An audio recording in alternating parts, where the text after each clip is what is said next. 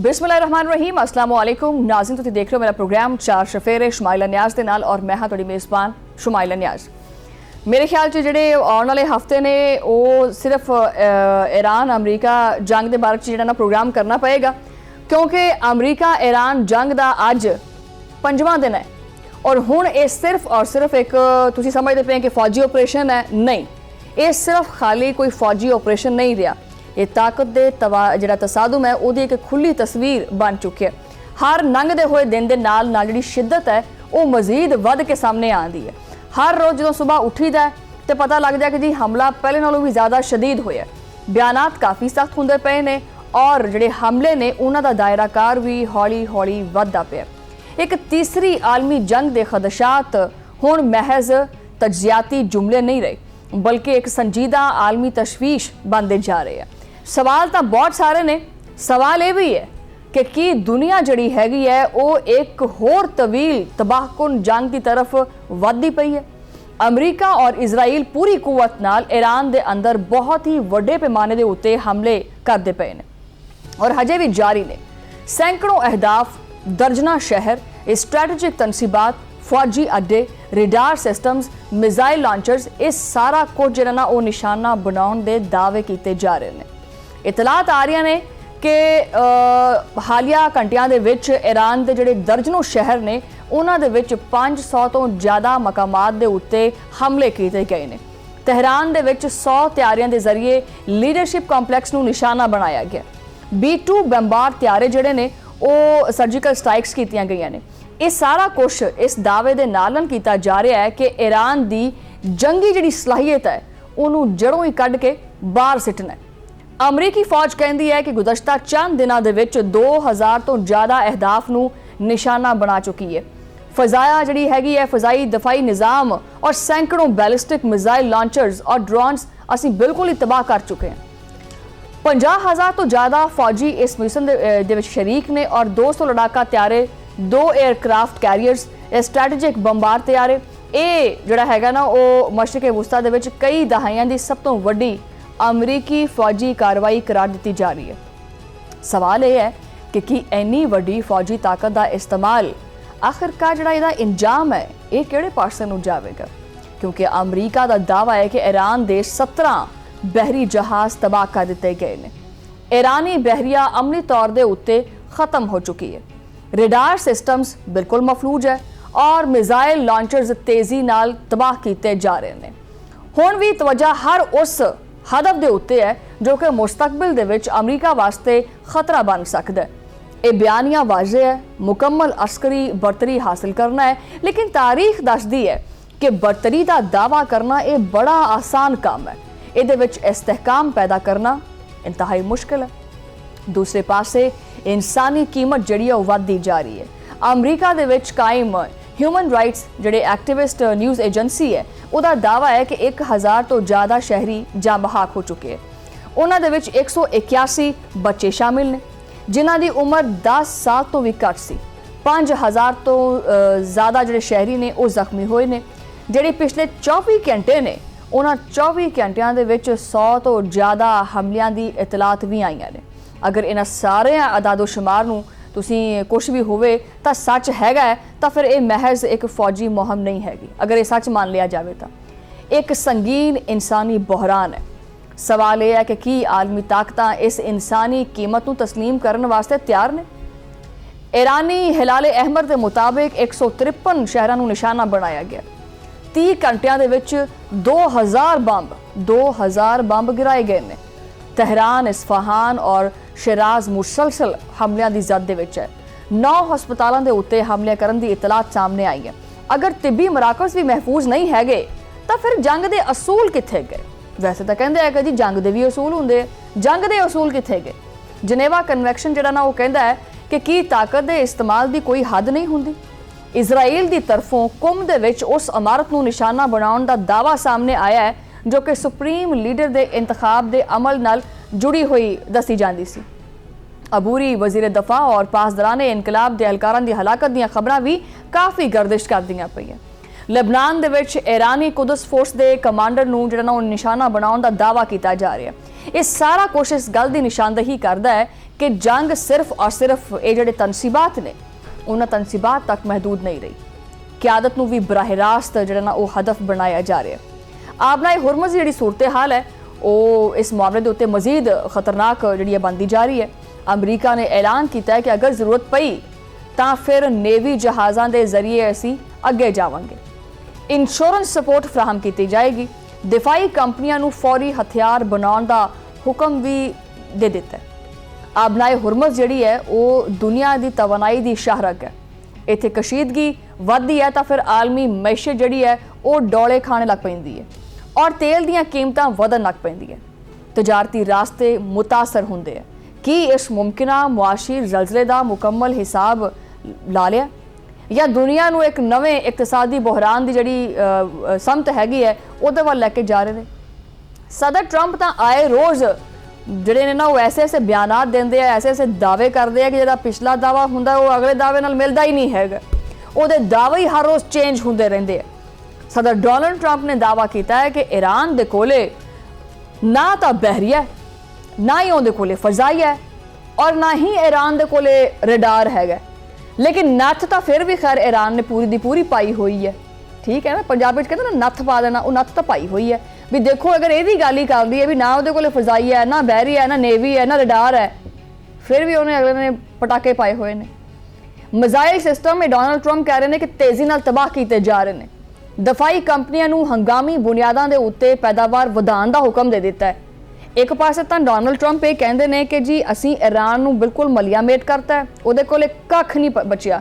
दूसरे पासे हंगामी बुनियादां दे उत्ते जिहड़ी पैदावार है वो वधाउण दा हुक्म दिता होया।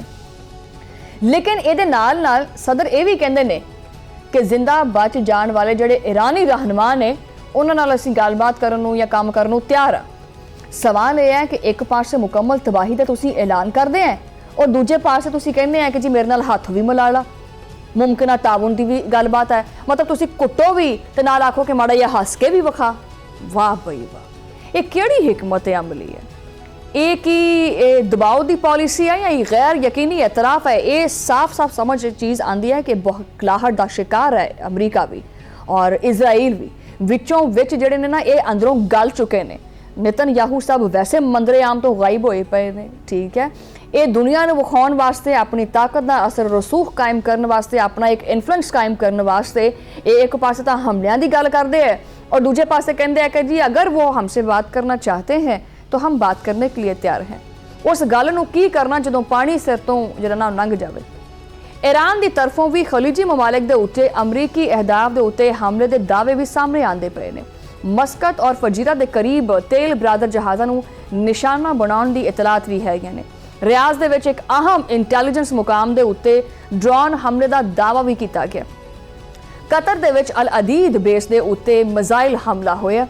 दुबई दे विच अमरीकी कौंसल खाने के उत्ते ड्रोन नाल हमले की खबर भी सामने आई है।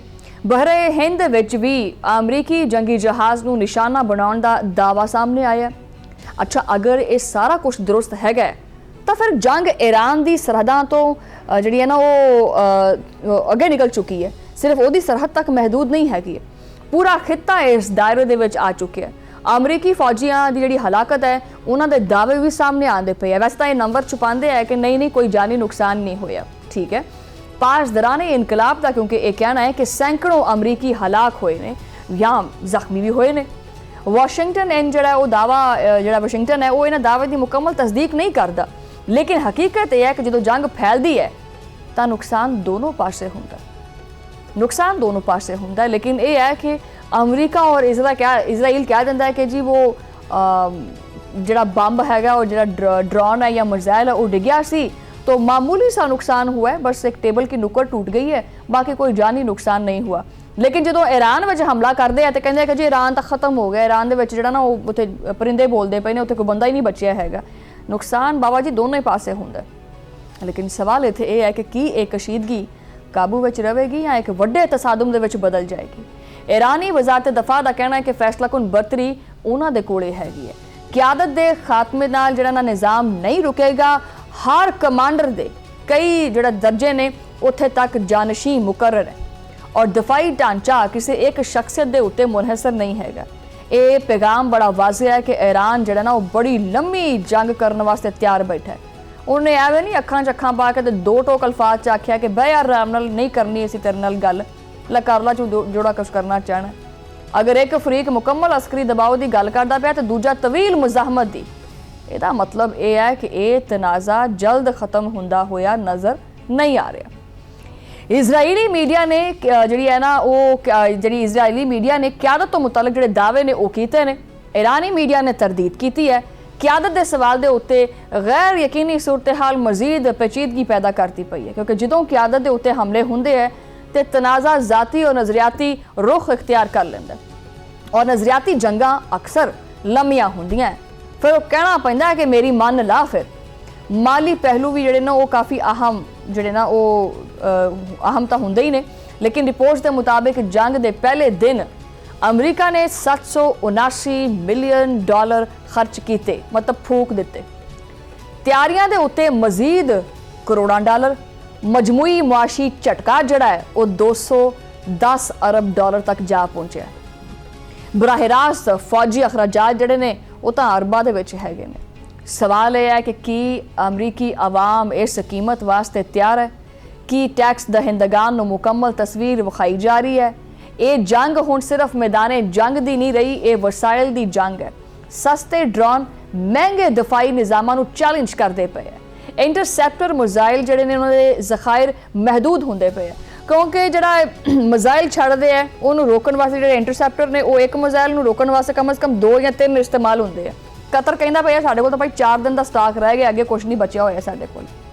ਇਹ ਜਿਹੜੀ ਤਵੀਲ ਜੰਗ ਹੈ, ਦਫਾਈ ਜਿਹੜੇ ਜ਼ਖਾਇਰ ਨੇ ਉਹਨਾਂ ਦੇ ਉੱਤੇ ਵੀ ਕਾਫੀ ਡਾਢਾ ਬੋਝ ਪਾਉਂਦੀ ਪਈ ਹੈ। ਕੀ ਇਹ हिकमत अमली देर पा हैगी है या जल्द ही लॉजिस्टिक और माली दबाव फैसला कुन अंसर बन जाएगा? सब तो अहम सवाल ये है कि सफारतकारी कित्थे है? की मुज़ाकरात दा जिहड़ा बूआ हैगा मुकम्मल बंद हो गया है या हुणे भी कोई बैक चैनल राबता मौजूद है? तारीख दसदी है कि बालाखिर जंगा मेज़ दे उत्ते ही खत्म हुंदियां ने। एंड ते वही मतलब वैसे भी हुंदी है ना जिहड़े कहंदे कि सुलह ही करनी पैंदी है, इत्थे मुक्की तफा भी हो जाए तो कहंदे कि बहना ही पैंदा नाल। गल तो वही है कि गल बह के ही हुंदी है वैसे, ठीक है, और मेज़ दे उत्ते टेबल दे उत्ते ही जिहड़ी हुंदी है। लेकिन अगर टेबल लाउण दे विच इन्नी देर लग जाए तो पिछे कख ना बचे तो फिर की कह सकते? फिर जिहड़ी तबाही है वो इन्नी तबाही तां हुंदी है। ये तबाही जिहड़ी है वो मज़ीद किहड़े मुल्कां दे विच जावेगी, इस सारी सूरत हाल दे उत्ते आपां गलबात करांगे, लेकिन एक छोटी जी ब्रेक तो बाद।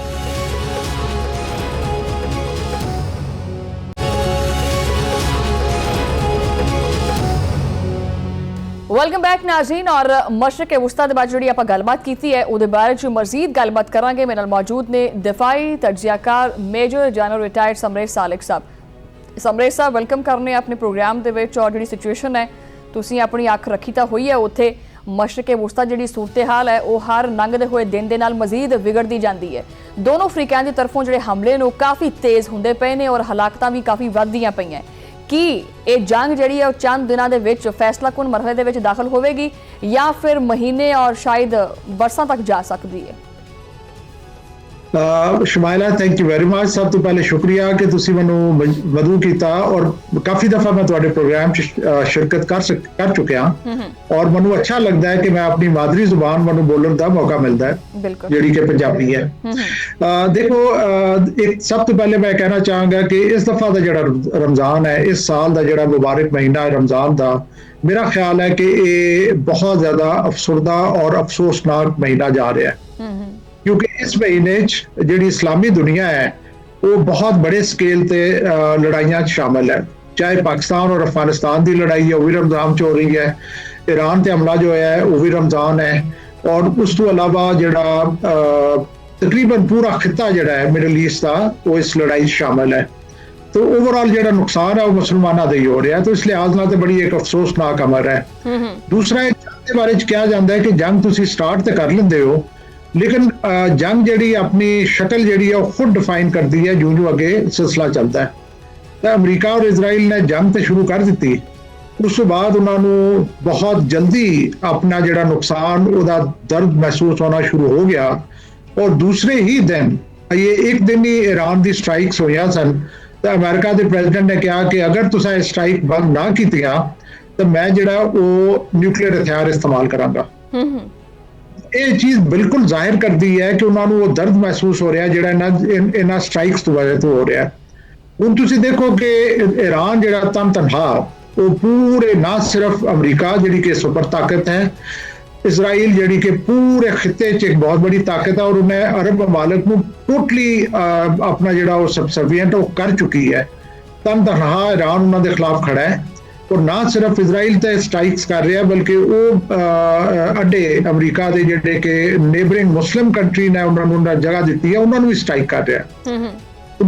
ਹੁਣ ਅਗਰ ਫਿਊਚਰ ਦੀ ਗੱਲ ਕੀਤੀ ਜਾਏ, ਅਗਰ ਤਾਂ ਕੋਈ ਐਸਾ ਗੇਮ ਚੇਂਜਰ ਹੋ ਜਾਂਦਾ ਹੈ, ਗੇਮ ਚੇਂਜਰ ਦਾ ਮਤਲਬ ਇਹ ਹੈ ਸ਼ਤਲ ਅਰਬ ਤਾਂ ਆਲਰੇਡੀ ਉਹਨਾਂ ਬੰਦ ਕੀਤੇ ਹੈ ਜਿਹੜਾ ਪਰਸ਼ੀਅਨ ਗਲਫ, ਜਿਹਦੀ ਵਜ੍ਹਾ ਤੋਂ ਆਇਲ ਦੀ ਪ੍ਰਾਈਸਿਸ ਵੱਧ ਰਹੀਆਂ ਨੇ ਔਰ ਮਜ਼ੀਦ ਵਧਣਗੀਆਂ ਜਿਹੜਾ ਕਿ ਵਰਲਡ ਇਕਨੋਮੀ ਵਾਸਤੇ ਬਹੁਤ ਅੱਛਾ ਨਹੀਂ ਹੋਏਗਾ।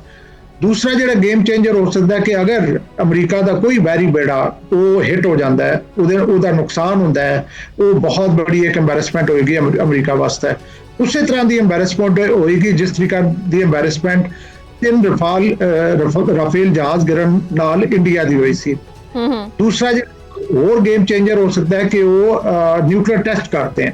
2 दिन पहले खबर है कि एक अर्थक्वेक आया ईरान ਜਿਹਨੂੰ ਇਸ ਨਜ਼ਰ ਨਾਲ ਵੀ ਦੇਖਿਆ ਜਾ ਰਿਹਾ ਕਿ ਸ਼ਾਇਦ ਇੱਕ ਨਿਊਕਲੀਅਰ ਟੈਸਟ ਹੋਏ। ਡੈਫੀਨੇਟਲੀ ਜਿਹਨਾਂ ਕੋਲ ਇੰਟੈਲੀਜੈਂਸ ਦੇ ਜ਼ਰਾਏ ਨੇ ਉਹਨਾਂ ਕੋਲ ਬਿਹਤਰ ਇਨਫੋਰਮੇਸ਼ਨ ਹੋਏਗੀ। ਲੇਕਿਨ ਮੈਂ ਕਹਿਣਾ ਚਾਹਾਂਗਾ ਕਿ ਇਹ ਜੰਗ ਜਿਹੜੀ ਹੈ ਦੋਨੋਂ ਵਾਸਤੇ ਬਹੁਤ ਜ਼ਿਆਦਾ ਨੁਕਸਾਨ ਕਰ ਰਹੀ ਹੈ, ईरान ਵਾਸਤੇ ਵੀ ਔਰ ਇਹਦੇ ਜਿਹੜੇ ਦੁਸ਼ਮਣ ਉਹਨਾਂ ਵਾਸਤੇ ਵੀ। ਮੇਰਾ ਖਿਆਲ ਹੈ ਕਿ ਚੰਦ ਹਫ਼ਤੇ ਤੱਕ ਤਾਂ ਅਸੀਂ ਦੇਖ ਸਕਦੇ ਹਾਂ ਲੇਕਿਨ ਬਹੁਤ ਲੰਬੀ ਅਰਸਾ ਇੱਕ ਜੰਗ ਨਹੀਂ ਚੱਲ ਸਕੇਗੀ। ਅੱਛਾ, ਜਿਹੜੇ ਇਹ ਅਮਰੀਕਾ ਔਰ ਇਜ਼ਰਾਈਲ ਦੇ ਦਾਅਵਿਆਂ ਦੇ ਮੁਤਾਬਕ ईरान ਦੇ 2000 ਤੋਂ ਜ਼ਿਆਦਾ ਜਿਹੜੇ ਅਹਿਦਾਫ ਨੇ ਉਹ ਤਬਾਹ ਕੀਤੇ ਜਾ ਚੁੱਕੇ ਨੇ। ਕੀ ਵਾਕਈ ईरान ਦੀ ਜੰਗੀ ਸਲਾਹੀਅਤ ਮਫਲੂਜ ਹੋ ਚੁੱਕੀ ਹੈ ਜਾਂ ਸਿਰਫ ਔਰ ਸਿਰਫ ਇੱਕ ਨਫਸਿਆਤੀ ਇੱਕ ਬਰਤਰੀ ਕਾਇਮ ਕਰਨ ਦੀ ਕੋਸ਼ਿਸ਼ ਕੀਤੀ ਜਾ ਰਹੀ ਹੈ? ਦੇਖੋ ਅਸਲ 'ਚ ਜਿਸ ਵਕਤ ਵੀ ਇਹ ਜੰਗ ਹੁੰਦੀ ਹੈ ਤੇ ਇਹਦੇ 'ਚ ਅਸੀਂ ਕਹਿੰਦੇ ਹਾਂ ਫੌਗ ਆਫ ਵਾਰ। ਇਹ ਇੱਕ ਗੱਲਾਂ ਦਾ ਪਤਾ ਨਹੀਂ ਚੱਲਦਾ, ਦੋਨੋਂ ਸਾਈਡ ਆਪਣੇ ਆਪਣੇ ਕਲੇਮਸ ਕਰ ਰਹੀ ਹੁੰਦੀਆਂ ਨੇ ਲੇਕਿਨ ਇਹ ਕਿ ਜਿਹੜੀ ਸਟੇਟਮੈਂਟ ਆ ਰਹੀ ਹੁੰਦੀ ਹੈ ਨੇ ਜਿਹੜੇ ਐਕਸ਼ਨ ਹੋ ਰਹੇ ਤੇ ਉਹਦਾ ਤੋਂ ਅਸੀਂ ਅਖਜ਼ ਕਰਦੇ ਹਾਂ ਕਿ ਕੌਣ ਕਿਸ ਜਗ੍ਹਾ ਤੱਕ ਖੜਾ ਹੈ। ਦੇਖੋ ईरान ਨੇ ਇਸ ਲੜਾਈ ਦਾ ਬਹੁਤ ਅਰਸੇ ਤੋਂ ਤਿਆਰੀ ਕੀਤੀ ਹੈ। ईरान ਦਾ ਐਕਸਪੀਰੀਅੰਸ ਹੈ ਲੰਬੀ ਲੜਾਈਆਂ ਲੜਨ ਦਾ। ਉਹਨਾਂ ਇਰਾਕ ਨਾਲ ਲੰਬੀ ਲੜਾਈ ਲੜੀ ਸੀ। 2025 ਜੂਨ ਦੇ ਮਹੀਨੇ ਜਿਹੜੀ ਲੜਾਈ ਹੋਈ ਉਹਦੇ 'ਚ ईरान ਨੇ ਇਹਨਾਂ ਦੇ ਦੰਦ ਬਹੁਤ ਠੀਕ ਠਾਕ ਖੱਟੇ ਕੀਤੇ ਸਨ ਜਿਹਦੀ ਵਜ੍ਹਾ ਤੋਂ ਉਹਨਾਂ ਨੂੰ ਜੰਗ ਰੋਕਣੀ ਪੈ ਗਈ। ਹੁਣ ਵੀ ਜਿਹੜੀ ਹੈ ਕਿ ਇੱਕ ਤਰਫ ईरान ਦੀ ਵਲਨਰੇਬਿਲਿਟੀਜ਼ ਹੈ, ਦੂਸਰੀ ਤਰਫ ਅਮਰੀਕਾ ਦੀ ਵਲਨਰੇਬਿਲਿਟੀਜ਼ ਹੈ। ਇਸ ਵਕਤ ਤੁਸੀਂ ਇਹ ਦੇਖੋ ਕਿ ਉਹ ਅਰਬ ਮਮਾਲਿਕ ਜਿਨ੍ਹਾਂ ਨੇ ਅਮਰੀਕਾ ਕੋਲੋਂ ਗਾਰੰਟੀ ਲਈ ਸੀ ਕਿ ਅਮਰੀਕਾ ਉਹਨਾਂ ਦੇ ਦਫਾ ਦਾ ਉਹਨਾਂ ਦੀ ਸਿਕਿਉਰਿਟੀ ਦੀ ਗਾਰੰਟੀ ਦਿੰਦਾ ਹੈ, ਉਹ ਇਸ ਵਕਤ ਚੀਖ ਰਹੇ ਨੇ ਕਿ ਅਮਰੀਕਾ ਨੇ ਉਹਨਾਂ ਵਾਸਤੇ ਕੁਝ ਨਹੀਂ ਕੀਤਾ ਔਰ ਅਮਰੀਕਾ ਜਿਹੜਾ ਉਹਨਾਂ ਫੋਕਸ ਕੀਤਾ ਆਪਣੀ ਸਿਕਿਉਰਿਟੀ ਔਰ ਇਜ਼ਰਾਈਲ ਦੀ ਸਿਕਿਉਰਿਟੀ ਤੇ। ਤੇ ਜਿਹੜਾ ਉਹਨਾਂ ਡਾਲਰ ਲਾਏ ਸੀ ਉਹਨਾਂ ਦਾ ਉਹਨਾਂ ਨੂੰ ਕੋਈ ਫਾਇਦਾ ਨਹੀਂ ਹੋਇਆ। ਤੇ ਇੱਕ ਬਹੁਤ ਬੜਾ ਸਬਕ ਨਿਕਲ ਰਿਹਾ ਹੈ ਸਾਰੇ ਅਮਰ ਚੋਂ ਕਿ ਜਿਸ ਕਿਸੇ ਨੇ ਆਪਣੀ ਸਿਕਿਉਰਿਟੀ ਕਿਸੇ ਹੋਰ ਦੇ ਹੱਥ ਦਿੱਤੀ ਹੈ ਉਹ ਕਦੇ ਵੀ ਉਹਦੀ ਸਿਕਿਉਰਿਟੀ ਜਿਹੜੀ ਉਹ ਇਨਸ਼ੋਰ ਨਹੀਂ ਹੋਈ, ਚਾਹੇ ਉਹ ਯੂਕਰੇਨ ਸੀ, ਚਾਹੇ ਉਹ ਲਿਬੀਆ ਸੀ, ਚਾਹੇ ਉਹਨੇ ਅਰਬ ਵਰਲਡ ਨੇ। ਇਹਨਾਂ ਨੂੰ ਮਹਿਸੂਸ ਹੋ ਜਾਏਗਾ ਕਿ ਸਿਕਿਉਰਿਟੀ ਇਹਨਾਂ ਨੂੰ ਖੁਦ ਹੀ ਕਰਨੀ ਪਏਗੀ, ਹੋਰ ਕੋਈ ਬੰਦਾ ਆ ਕੇ ਉਹਨਾਂ ਵਾਸਤੇ ਸਿਕਿਉਰਿਟੀ ਨਹੀਂ ਕਰੇਗਾ। ਲੇਕਿਨ ਮੈਂ ਇਹ ਕਹਿਣਾ ਚਾਹੁੰਦਾ ਕਿ ਪੂਰਾ ਮਿਡਲ ਈਸਟ ਇਸ ਵਕਤ ਅੱਗ ਦੀ ਲਪੇਟ 'ਚ ਹੈ। ਦੁਬਈ ਤੁਸੀਂ ਦੇਖੋ ਕਿ ਜਬਲ ਅਲੀ ਦੁਨੀਆ ਦੀ ਸਭ ਤੋਂ ਬਿਜ਼ੀ ਪੋਰਟ, ਦੁਬਈ 에ਅਰਪੋਰਟ ਦੁਨੀਆ ਦਾ ਸਭ ਤੋਂ ਬਿਜ਼ੀ 에ਅਰਪੋਰਟ, ਦੋਨੋਂ ਸੀਜ਼ ਹੋ ਚੁੱਕੇ ਨੇ। ਆਇਲ ਪ੍ਰੋਡਕਸ਼ਨ ਸਾਊਦੀ ਅਰਬੀਆ ਦੀ ਸੀਜ਼ ਹੋ ਚੁੱਕੀ ਹੈ, ਗੈਸ ਪ੍ਰੋਡਕਸ਼ਨ ਕਤਰ ਦੀ ਸੀਜ਼ ਹੋ ਚੁੱਕੀ ਹੈ। ਉਹਨੇ ਸਾਰੇ ਜਿਹੜੇ ਚੀਜ਼ਾਂ ਨੇ ਇਹਨਾਂ ਦੀ ਵਜ੍ਹਾ ਤੋਂ ਇਹਨਾਂ ਮੁਲਕਾਂ ਨੂੰ ਬਹੁਤ ਬੜਾ ਨੁਕਸਾਨ ਹੋ ਰਿਹਾ ਹੈ। ਮੇਰੇ ਨਜ਼ਦੀਕ ਬਹੁਤ ਜ਼ਿਆਦਾ ਟਾਈਮ ਨਹੀਂ ਗੁਜ਼ਰੇਗਾ ਤੇ ਇਹ ਮੁਲਕ ਜਿਹੜੇ ਨੇ ਇਹ ਚੀਖਣਾ ਸ਼ੁਰੂ ਕਰ ਦਿੰਦੇ ਕਿ ਖੁਦਾ ਦਾ ਵਾਸਤੇ ਜੰਗ ਨੂੰ ਰੋਕੋ। ਦੁਬਈ ਨੇ ਬੜੀ ਮਿਹਨਤ ਕਰਕੇ ਆਪਣਾ ਇੱਕ ਅੰਪਾਇਰ ਬਣਾਈ ਸੀ ਔਰ ਉਹਨਾਂ ਦੀ ਅੰਪਾਇਰ ਜਿਹੜੀ ਹੈ ਨਾ ਉਹ ਜਿਸ ਤਰ੍ਹਾਂ ਹੱਥ 'ਚੋਂ ਰੇਤ ਨਿਕਲਦੀ ਹੈ ਉਸ ਤਰੀਕੇ ਨਾਲ ਨਿਕਲ ਰਹੀ ਹੈ। ਤੇ ਇਹ ਮੁਲਕ ਖੁਦ ਚੀਖਣਾ ਸ਼ੁਰੂ ਕਰ ਦਿੰਦੇ ਕਿ ਇਸ ਜੰਗ ਨੂੰ ਰੋਕੋ। ईरान ਇਸ ਵਕਤ ਮੇਰੇ ਨਜ਼ਦੀਕ ਉਹਨੂੰ ਇਹ ਕਹਿ ਜਾਏ ਜਿਹੜਾ ਤੁਸੀਂ ਕਿਹਾ ਨਾ ਕਿ ਕਲੇਮ ਉਹ ਕਰ ਰਹੇ ਨੇ ਤੇ ਕਲੇਮ ਕਰ ਰਹੇ ਆ ਕਿ ਉਹ ਸਿਰਫ ਖਾਲੀ ਬਿਲਡਿੰਗਸ ਤੇ ਅਟੈਕ ਕਰ ਰਹੇ ਨੇ, ਅਸਾਂ ਬਿਲਡਿੰਗ ਆਲਰੇਡੀ ਖਾਲੀ ਕੀਤੀਆਂ ਨੇ। ਅਗਰ ईरान ਤੇ ਬਹੁਤ ਜ਼ਿਆਦਾ ਇਹਨਾਂ ਦੀਆਂ ਸਟ੍ਰਾਈਕਸ ਜਿਹੜੀਆਂ ਕਾਮਯਾਬ ਹੁੰਦੀਆਂ ਉਹ ईरान ਜਿਹੜਾ ਉਹ ਨੈਗੋਸ਼ੀਏਟਿੰਗ ਟੇਬਲ ਤੇ ਅੱਜ ਬੈਠਾ ਹੁੰਦਾ। ਲੇਕਿਨ ईरान ਬਹੁਤ ਕੌਨਫੀਡੈਂਟ ਹੈ, बहुत पुरअज़म है कि मैं इन्हां दा मुकाबला करांगा और मुकाबला कर रहा है। अजे तक जितने भी नहीं, रोड वैसे समरेश सालिक साहब जिस तरह ईरान ਜਿਹੜਾ ਨਾ ਉਹ ਬਿਲਕੁਲ ਦੋ ਟੋਕ ਅਲਫਾਜ਼ ਦਾ ਇਸਤੇਮਾਲ ਕਰ ਰਿਹਾ ਹੈ, ਉਹ ਚੁੱਕ ਨਹੀਂ ਰਿਹਾ ਬਿਲਕੁਲ ਵੀ, ਕਿਤੇ ਅੰਦਰ ਖਾਤੇ ਇਹ ਆਪਣਾ ਕੋਈ ਐਟਮੀ ਹਥਿਆਰ ਤਿਆਰ ਤਾਂ ਨਹੀਂ ਕੀਤੀ ਬੈਠਾ? देखो दो चीज़ां ने जिहड़ियां मैं समझना कि जिहदा मैं जिक्र भी किया है कि वो हो सकती है। पहली चीज़ तो ये हो सकती है कि ईरान को ये सलाहियत होए कि वो अमरीका का एक बहरी बेड़ा उन्होंने डुबो दे। ਉਹਦੇ ਵਾਸਤੇ ਤੁਹਾਨੂੰ ਸੁਪਰਸੋਨਿਕ ਮਿਜ਼ਾਈਲ ਚਾਹੀਦਾ ਜਿਹੜਾ ਕਿਸੇ ਰਡਾਰ ਸਿਸਟਮ ਤੇ ਨਾ ਪਿਕ ਹੋਏ ਔਰ ਪਤਾ ਨਾ ਚੱਲੇ। ਇਹ ਜਿਹੜੀ ਹੈ ਇਹ ਕੰਮ ਐਸੀ ਅਣਹੋਣੀ ਗੱਲ ਨਹੀਂ ਹੈ, ਇਹ ਹੋ ਸਕਦਾ ਹੈ। ਨੰਬਰ 1। ਨੰਬਰ 2 ਇਹ ਹੈ ਕਿ ਜਿਹੜਾ ਉਹਨਾਂ ਦਾ ਨਿਊਕਲੀਅਰ ਦੀ ਆਪਸ਼ਨ ਦੀ ਜਿਹੜੀ ਤੁਸੀਂ ਗੱਲ ਕਰ ਰਹੇ ਹੋ, ਜਿਤਨਾ ਪੁਰਇਤਮਾਦੀ ईरान ने डिस्प्ले की है, क्योंकि जिस वक्त मुज़ाकरात शुरू हो रहे सन तो ईरान ने डिक्टेट किया कि मुज़ाकरात इस्तांबुल नहीं होंगे बल्कि ओमान होंगे। फिर ईरान ने डिक्टेट किया कि किहड़ियां चीज़ां तक गल होएगी, एजेंडा क्या होएगा। तो मेरे हिसाब नाल तो ईरान जिहड़ा उसने अपनी बहुत अच्छी खुद एतमादी का मुजाहरा किया है, और ये खुद एतमादी बिल्कुल खोखली नहीं होंदी, बल्कि इहदे पीछे कुछ ना कुछ कैपेबिलिटीज होंदी है। एक होर चीज़ जिहदा मैं जिक्र करना चाहांगा वो ये है कि जंग के पहले दिन ही सब तो टॉप लीडर सुप्रीम लीडर जिहड़ा उन्हां दे आयतुल्ला अली खामनाए वो शहीद हो जाते हैं। तुसी देखो कि एक सिस्टम जिहदा टॉप लीडर जिहड़ा वो पहले दिन ही एलिमिनेट हो जाए तो वो सिस्टम में तो बैठ जाना चाहिए, सिस्टम कोलैप्स कर जाता है, बिल्कुल ही इदां। लेकिन उस सिस्टम में कुछ नहीं होया, वो उसी तरह अपना काम उन्होंने जारी ने। तो मैं समझना कि ईरान का जिहड़ा इतना अरसा उन्हें 47 साल ये सबूतां बर्दाश्त कीतियां ने, ईरान के सिस्टम इस वक्त ज्यादा मैच्योर है पर्सनैलिटीज की निस्बत, जो कि बहुत काबिल सताइश गल है। अच्छा, वैसे समरेश साहब ये जो अमरीकी सदर दावा करता पाया कि जी ईरान के कोले तां ना नेवी बची है और ना ही एयरफोर्स और ना ही हुण रडार सिस्टम है, अगर इस दावे नूं देखिया जाए तो ईरान फिर किस तरह मुकाबला करता पे? वही गल फिर इहदा मतलब है कि कोई मुनज़म जिहड़ा ना कोई सिस्टम मौजूद है कि जिहड़ा इन्हां नूं जवाब दिंदा पे। और दूसरी गल यह है कि दूसरी गल यह है कि समरेश सालिक साहब ये नालों नाल तबाही भी फैलांदा पिया ट्रंप जिहड़ा है, और नाल नाल ये भी कहंदा पिया कि जी अगर कोई गलबात करना चाहते हैं, जिहड़ी कोई नवीं जिहड़ी क्यादत हैगी है तो उहदे नाल गलबात करन नूं भी असीं तैयार आ। देखो मैं तो जंग शुरू होने तो पहले मैं किसी इस तरह प्रोग्राम च गल कर रहा सी कि कितना एक अफसोसनाक अमर है कि एक तरफ बोर्ड ऑफ पीस चल रहा है और दूसरी तरफ बोर्ड ऑफ वॉर चल रहा है। जिस वक्त बोर्ड ऑफ पीस की पहली मीटिंग हुई है अमरीका उस वक्त इतना जंग वास्ते सारे जिहड़े इन्हां दे फोर्सेस सन वो तैयारी कर रहे सन। एक तरफ तुसीं की गल कर रहे हो, पीस की अमन की गल कर रहे हो, उहदे नाल नाल तुसीं जंग और डिस्ट्रक्शन की गल कर रहे हो, कितनी बड़ी ये मुनाफकत है। दूसरा अगर तुसी कंपैरिजन करो ईरान दा और अमरीका दा, अमरीका कोल एयरफोर्स है, अमरीका कोल नेवी है, दुनिया दी बेस्ट नेवी, अमरीका कोल दुनिया दी बेस्ट आर्मी है, अमरीका कोल बहुत सारे होर जराए ने जंग लड़न दे। इस वक्त ईरान कोल अगर तुसी देखो तो ना एयरफोर्स है, ना बहुत तगड़ी है, ना बहुत तगड़ी नेवी है, ना इंटेलिजेंस, ना कोई मुनज़्ज़म इंटेलिजेंस सिस्टम हैगा उनदे कोले। उन्हां कोल सिर्फ अगर है तो वो है मिसाइल और दूसरा ड्रोन। तो ये मैं ये कहना चाहूंगा कि जिहड़ी है ना जंग, इहदे दो बहुत मेन पहलू होंदे ने, एक है साइंस, दूसरी है आर्ट। साइंस वो सारियां चीज़ां आ जांदियां ने, टेक्नोलॉजी कैसी है, इक्विपमेंट कैसा है, नंबर्स कैसे ने, किहदे कोल ज़्यादा गन्ना ने, और आर्ट च आ जाता है कि जज्बा कैसा है, हिम्मत कैसी है, लीडरशिप कैसी है, और मोराल कैसा है, ट्रेनिंग कैसी है, ये सारी चीज़ां आर्ट च आ जांदियां ने। तो 21वीं सदी ने बहुत अच्छा एक चीज़ नुमाया की है कि कई दफ़ा आर्ट जिहड़ी है और साइंस को शिकस्त दे दिंदी है। हुण अगर मैं पाकिस्तान का जिक्र करा तो उत्थे 2 सुपर पावर आईयां ने जिन्हां कोल साइंस तो बहुत तगड़ी सी, लेकिन आर्ट ने उन्होंने शिकस्त दे दी। इसी तरह जिहड़ी स्ट्रेंथ ईरान दी है वो है उन्होंने जब मैं कहांगा कि जंग की आर्ट का हिस्सा है। उन्होंने को जज्बा बहुत अच्छा है, उन्होंने को सिस्टम बहुत अच्छे ने, उन्होंने को एक रिजॉल्व है कि उन्हें इस जारियत का मुकाबला करना है। और मुझे मनु पूरी उम्मीद है कि ईरान जिहड़ा इस जंग सुरखरू होएगा। अच्छा, मैं यही सवाल मेरा अगला सी वैसे, क्योंकि 4-5 दिन तो वैसे भी हो गए ने इस जंग नूं, मजीद 4-5 दिन अगर जारी रहे ਤਾਂ ਕੀ ਤੁਹਾਨੂੰ ਲੱਗਦਾ ਹੈ ਕਿ ਅਮਰੀਕਾ ਔਰ ਇਜ਼ਰਾਈਲ ਜਿਹੜਾ ਉਹ ਈਰਾਨ ਨੂੰ ਸ਼ਿਕਸਤ ਦੇ ਪਾਣਗੇ ਔਰ ਜਿਹੜੇ ਉਹਨਾਂ ਦੇ ਮਕਾਸਦ ਨੇ ਉਹ ਹਾਸਲ ਕਰ ਸਕਣਗੇ? ਦੇਖੋ, ਮੈਂ ਤੁਹਾਨੂੰ ਇਹ ਕਹਿਣਾ ਚਾਹਾਂਗਾ ਕਿ ਅਗਰ ਤੁਸੀਂ 2025 ਤੇ 26 ਨੂੰ ਦੇਖੋ, 25 ਚ 2 ਮਾਰਕੇ ਹੋਏ ਸਨ, ਇੱਕ ਪਾਕਿਸਤਾਨ ਔਰ ਇੰਡੀਆ ਦਾ, ਔਰ 25 ਚ ਦੂਸਰਾ ਹੋਇਆ ਸੀ ਇਜ਼ਰਾਈਲ ਔਰ ਈਰਾਨ ਦਾ। 26 ਚ ਹੁਣ ਤੁਸੀਂ ਪਹਿਲਾ ਮਾਰਕਾ ਦੇਖ ਲਓ। ਇਹਨਾਂ ਤਿੰਨਾਂ ਮਾਰਕਿਆਂ 'ਚ ਇੱਕ ਮਮਾਸਲਤ ਹੈ। ਮਮਾਸਲਤ ਇਹ ਹੈ ਕਿ ਇੱਕ ਜਿਹੜੀ ਤਾਕਤ ਹੈ ਉਹ ਗਰੂਰ ਨਾਲ ਖੜੀ ਹੁੰਦੀ ਹੈ ਔਰ ਕਹਿੰਦੀ ਹੈ ਕਿ ਦੂਸਰੀ ਤਾਕਤ ਨੂੰ ਉਹ ਤਰਨ ਵਾਲਾ ਸਮਝਦੀ ਹੈ ਕਿ ਮੈਂ ਇਹਨੂੰ ਖਾ ਲਾਂਗਾ, ਇੱਕ ਆਧ ਦਿਨ ਦੀ ਗੱਲ ਹੈ। ਇੰਡੀਆ ਇਸੇ ਤਰੀਕੇ ਨਾਲ ਆਇਆ, ਇਹ ਦੇਖੋ ਉਹਦੇ ਨਾਲ ਕੀ ਹੋਇਆ 2025 ਚ। ਇਜ਼ਰਾਈਲ ਔਰ ਅਮਰੀਕਾ ਪਹਿਲੀ ਦਫਾ ਆਏ, ਉਹਨਾਂ ਨਾਲ ਕੀ ਹੋਇਆ।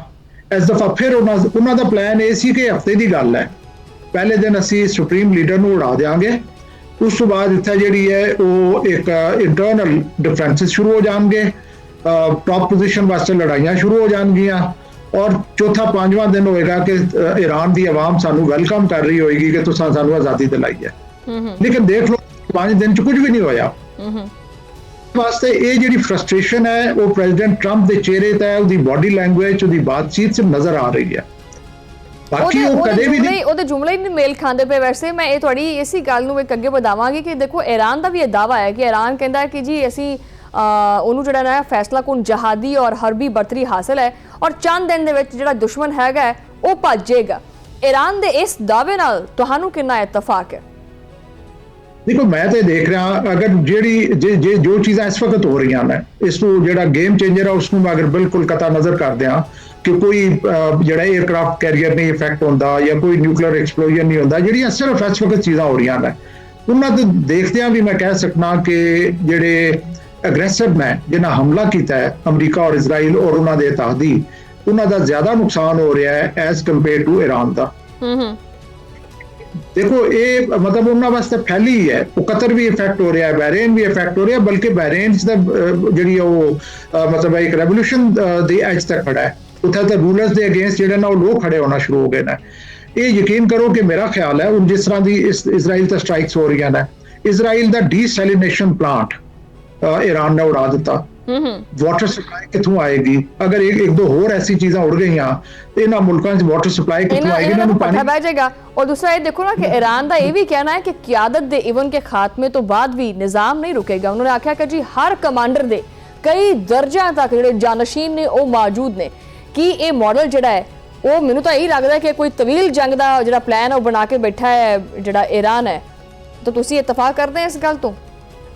ਮਾਇਲਾ, ਦੇਖੋ 47 ਸਾਲ ਤੋਂ ਈਰਾਨ ਨੇ ਸਾਰੇ ਜਿਹੜੇ ਚੈਲੰਜਸ ਇਹਨਾਂ ਦਾ ਸਾਹਮਣਾ ਕੀਤਾ ਹੈ ਤਨਤਨਖਾ।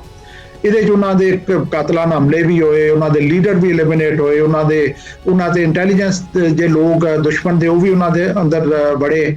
ਫਿਰ ਉਸ ਤੋਂ ਇਲਾਵਾ ਹਰ ਲਿਹਾਜ਼ ਨਾਲ ਉਹਨਾਂ ਨੁਕਸਾਨ ਉਠਾਇਆ, ਲੇਕਿਨ ਉਸ ਦੇ ਬਾਵਜੂਦ ਉਹ ਖੜਾ ਹੈ। ਇਹਦਾ ਮਤਲਬ ਤਾਕਤ ਹੈ ਤਾਂ ਇਸ ਵਜ੍ਹਾ ਤੋਂ ਖੜੇ ਰਹਿਣਾ। ਬਿਲਕੁਲ ਇਦਾਂ ਹੀ ਹੈ। ਥੋੜਾ ਪੀਰੀਅਡ ਨਹੀਂ ਹੈ।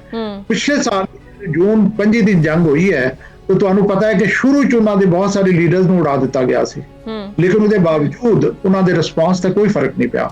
ਬਿਲਕੁਲ ਸਹੀ। ਤੇ ਮੇਰਾ ਖਿਆਲ ਹੈ ਕਿ ਈਰਾਨ ਜਿਹੜਾ ਉਹ ਬਹੁਤ ਆਪਣੀ ਕੁਵਤ ਦਿਖਾ ਰਿਹਾ ਹੈ, ਔਰ ਜਦੋਂ ਹਿਸਟਰੀ ਲਿਖੀ ਜਾਏਗੀ ਕਿ ਇਹ ਸਹੂਲੀ ਤਾਕਤਾਂ ਦਾ ਜਿਹੜਾ ਜ਼ੁਲਮ ਸੀ ਉਹਦੇ ਖਿਲਾਫ ਅਗਰ ਕੋਈ ਮੁਲਕ ਖੜਾ ਹੋਇਆ ਹੈ ਤੇ ਹਿਸਟਰੀ 'ਚ ਲਿਖਾ ਜਾਏਗਾ ਕਿ ਉਹ ईरान ਸੀ ਜਿਹੜਾ ਕਿ ਮੁਲਕ ਖੜਾ ਹੋਇਆ। ਬਿਲਕੁਲ ਸਹੀ। ਅੱਛਾ, ਮੈਂ ਆਖਰੀ ਸਵਾਲ ਕਰਨਾ ਚਾਹਨੀ ਹਾਂ ਕਿ ਅਮਰੀਕਾ ਨੇ ਆਬਨਾਏ ਹੁਰਮੁਜ਼ ਜਿਹੜਾ ਨਾ ਉਹ ਖੁਲਵਾਉਣ ਦਾ ਫੈਸਲਾ ਕਰ ਲਿਆ ਹੈ। ਅਗਰ ਆਬਨਾਏ ਹੁਰਮੁਜ਼ ਜਿਹੜੀ ਹੈ ਉਹਦੇ ਵਿੱਚ ਕਸ਼ੀਦਗੀ ਵੱਧਦੀ ਹੈ ਤੇ ਕੀ ਫਿਰ ਆਲਮੀ ਤਾਕਤਾਂ ਬਰਾਹ ਰਾਸਤ ਮੁਦਾਖਲਤ ਕਰਨਗੀਆਂ? ਦੇਖੋ, ਮੈਂ ਤਾਂ ਦੇਖ ਰਿਹਾ ਕਿ ਆਲਰੇਡੀ ਆਲਮੀ ਤਾਕਤਾਂ ਨੇ ਆਪਣਾ ਕੋਈ ਅਸਰੋ ਰਸੂਖ ਦਿਖਾਣਾ ਸ਼ੁਰੂ ਕਰ ਦਿੱਤਾ ਹੈ। ਰਸ਼ੀਆ ਦੀ ਸਟੇਟਮੈਂਟ ਆ ਗਈ ਹੈ ਕਿ ਇੱਕ ਲਿਮਟ ਤੋਂ ਅੱਗੇ ਤੁਸੀਂ ਅਗਰ ਗਏ ਤੇ ਇਹ ਉਹਦੇ ਕਨਸੀਕੁਐਂਸਸ ਹੋਣਗੇ।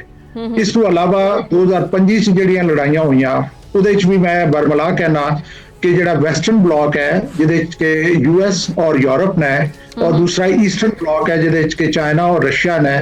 ਈਸਟਰਨ ਬਲਾਕ ਨੂੰ ਐਡਵਾਂਟੇਜ ਹੋਈ ਸੀ, ਉਹਨਾਂ ਨੂੰ ਫਾਇਦਾ ਹੋਇਆ ਸੀ 2025 ਦੀ ਲੜਾਈਆਂ ਦਾ। ਇਹ ਅਗਰ ਬਹੁਤ ਜ਼ਿਆਦਾ ਨਹੀਂ ਤਾਂ ਉਹਨਾਂ ਦੀ ਟੈਕਨੋਲੋਜੀ ਜਿਹੜੀ ਆ ਉਹ ਡੋਮੀਨੇਟ ਉਹਨਾਂ ਕੀਤਾ ਵੈਸਟਰਨ ਟੈਕਨੋਲੋਜੀ ਦਾ। ਹੁਣ ਦੁਬਾਰਾ ਇਸੇ ਤਰ੍ਹਾਂ ਦਾ ਮਾਰਕਾ ਔਰ ईरान ਜਿਹੜਾ ਉਹ ਮੈਦਾਨ ਬਣੇ ਹੈ ਵੈਸਟਰਨ ਟੈਕਨੋਲੋਜੀ ਔਰ ਈਸਟਰਨ ਟੈਕਨੋਲੋਜੀ ਦਾ। ਤੁਸੀਂ ਯਕੀਨ ਕਰੋ ਕਿ ਅਗਰ ईरान ਕੋਲ ਕੋਈ ਛੋਟੇ-ਮੋਟੇ ਐਸੀ ਚੀਜ਼ਾਂ ਹੋਈਆਂ ਔਰ ਉਹਨੇ ਅਮਰੀਕਾ ਦੇ 2-3 ਬਹਿਰੀ ਮਤਲਬ ਜਹਾਜ਼ ਜਿਹੜੇ ਨਾਲ ਨੇਵੀ ਦੇ ਉਹ ਡੁਬੋ ਦਿੱਤੇ तो वो अमरीका की जी मैं समझना कि जी बहुत बड़ी अमरीका वास्ते एम्बैरसमेंट होएगी। तो शतुल अरब को खिलवाना डेफिनेटली अमेरिका कोशिश करेगा, और अगर कोशिश करेगा तो इसका मतलब है कि अमरीका ਨੂੰ ਦਾ ਜਿਹੜਾ ਦਰਦ ਹੈ ਉਹ ਮਹਿਸੂਸ ਹੋਣਾ ਸ਼ੁਰੂ ਹੋ ਗਿਆ। ਮੇਰੇ ਨਜ਼ਦੀਕ ਦਰਦ ਤਾਂ ਖੈਰ ਉਹਨੂੰ ਹੁਣੇ ਤੋਂ ਹੀ ਹੋਣਾ ਸ਼ੁਰੂ ਹੋ ਗਿਆ। ਵੈਸੇ ਅੱਜ ਸੁਣਨ 'ਚ ਵੀ ਆ ਰਿਹਾ, ਖਬਰਾਂ ਰਿਪੋਰਟਾਂ ਹੋ ਰਹੀਆਂ ਨੇ ਵੈਸੇ ਕਿ ਵੀ ਉਹਦੀ ਧੌਣ ਦੇ ਉੱਤੇ ਕੋਈ ਲਾਲ ਜਿਹਾ ਕੋਈ ਨਿਸ਼ਾਨ ਆ, ਕੋਈ ਉਹਨੂੰ ਬਿਮਾਰੀ ਲਾਹਕ ਹੋ ਗਈ ਵੈਸੇ ਡੋਨਲਡ ਟਰੰਪ ਨੂੰ। देखो डोनाल्ड ट्रंप इस वक्त मैं किधरे पढ़ रहा थी कि वियतनाम की जंग तो बाद प्रेसिडेंट निक्सन की रेटिंग सी वो कोई मेरा ख्याल है 40s या 30s के दरमियान सी। प्रेसिडेंट ट्रंप की इस वक्त रेटिंग जी 18% है, अद्धी भी नहीं है। वो जो पीछ हो गया सी, तो ये किस तरह बचेगा, ये किस तरह बचेगा। बिल्कुल बिल्कुल सही जी। समय सालिक साहब बहुत बहुत शुक्रिया, तुसी टाइम दिता और अपना तजिया जो पेश किया।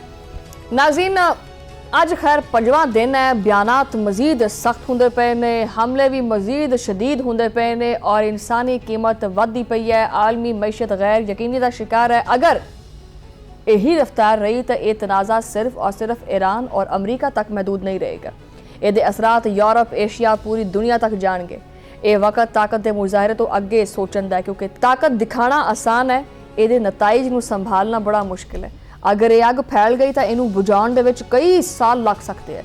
सवाल हुण भी उही है कि की ये जंग किसी वाज़ेह सियासी हाल की तरफ जाती पई है या सिर्फ तबाही का दायराकार मजीद वसी करती पई है। फैसला हुण जिहड़ियां क्यादतां ने उन्हां दे हत्थ दे विच है। दुनिया देखती पई है और तारीख भी लिखती पई है और आम शहरी कीमत अदा करते पे ने। अगर अकल गालिब ना आई तो यह 5वां दिन शायद एक तवील और तारीख बाब का आगाज साबित हो सकता है। प्रोग्राम के विच गलबात जारी है, लेकिन इत्थे लैंदे हैं एक छोटी जी ब्रेक।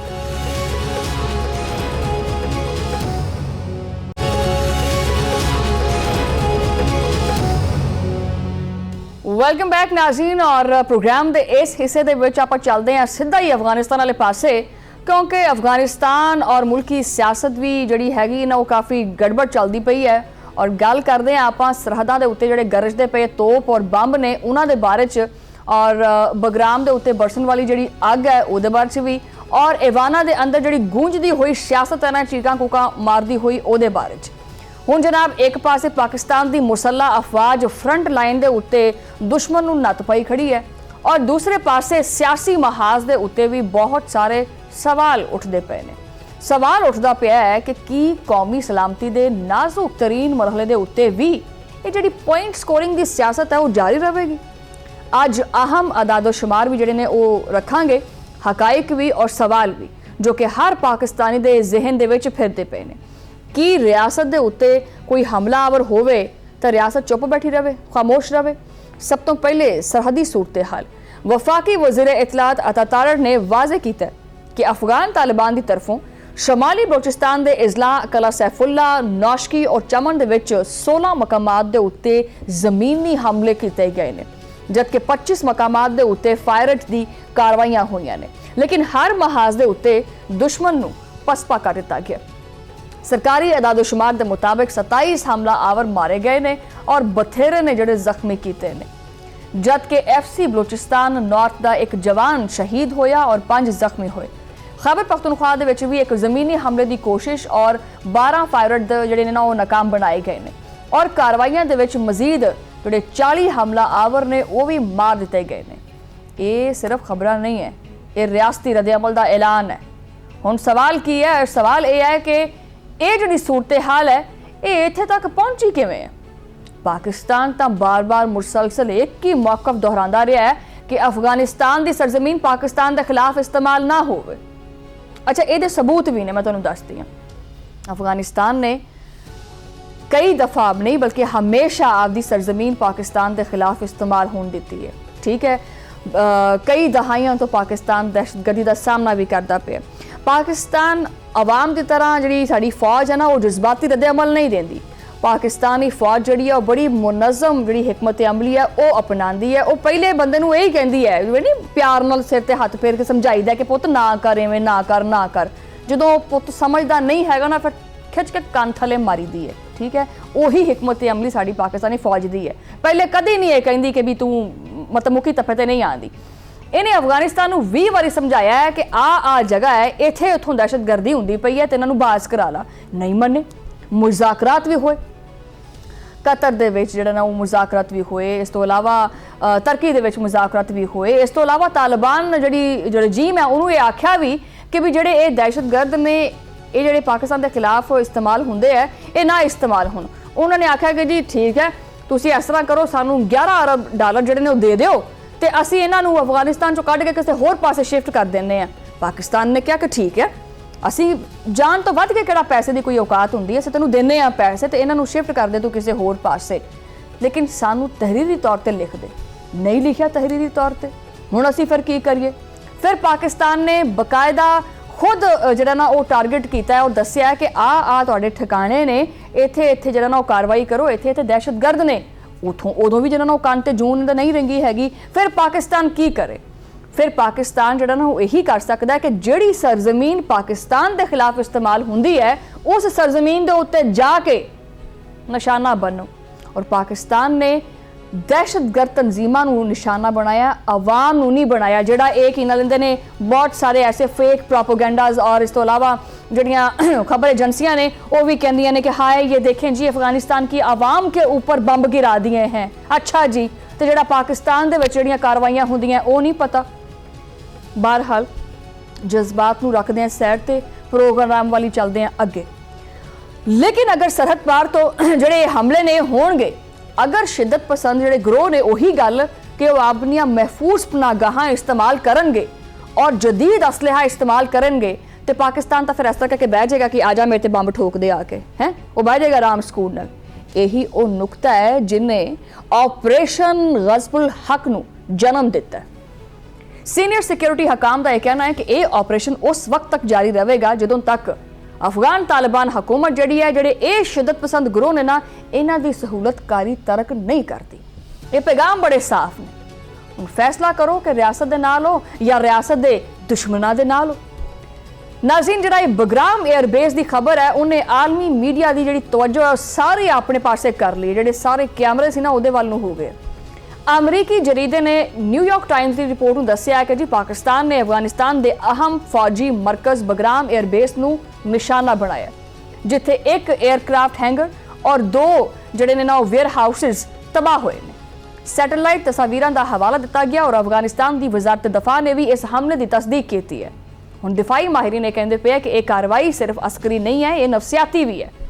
एक स्ट्रैटेजिक पैगाम है कि पाकिस्तान आपदी सलामती के उत्ते कोई समझौता नहीं करेगा। लेकिन इत्थे एक गल बड़ी जी वजाहत है ना बड़ी अहम है।